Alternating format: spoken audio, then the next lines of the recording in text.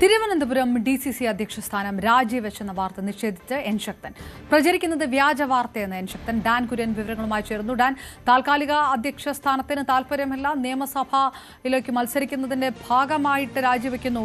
ഇത്തരം കാര്യങ്ങൾ അദ്ദേഹം നിഷേധിക്കുകയാണോ? KPCC പ്രസിഡന്റുമായിട്ട് ഏതെങ്കിലും തരത്തിലുള്ള ചർച്ചയുണ്ടോ ഇന്ന്?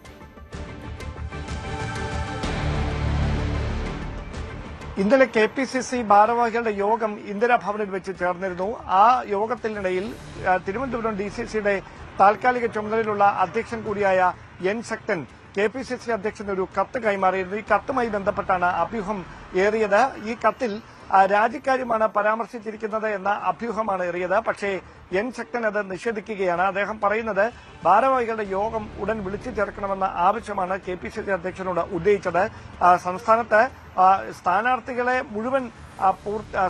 നിർണയം മുഴുവൻ പൂർത്തിയാക്കിയ ജില്ല എന്ന ഒരു ഖ്യാതിയിലേക്ക് തിരുവനന്തപുരം DCC എത്തുകയാണ്. അങ്ങനെ ഏക ജില്ല തിരുവനന്തപുരമാണ്. അതിന്റെ പ്രഖ്യാപനം ഇന്ന് ഉച്ചയോടെ ഉണ്ടാകും.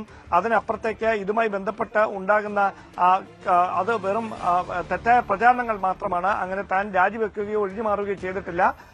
ശക്തമായി തന്നെ നേതൃസ്ഥാനത്ത് തുടരുകയാണെന്നാണ് എൻ ശക്തൻ നിലപാട് വ്യക്തമാക്കുന്നത്. ഭാരവാഹി യോഗം വിളിക്കണം എന്നതടക്കമുള്ള കത്ത് കൈമാറി.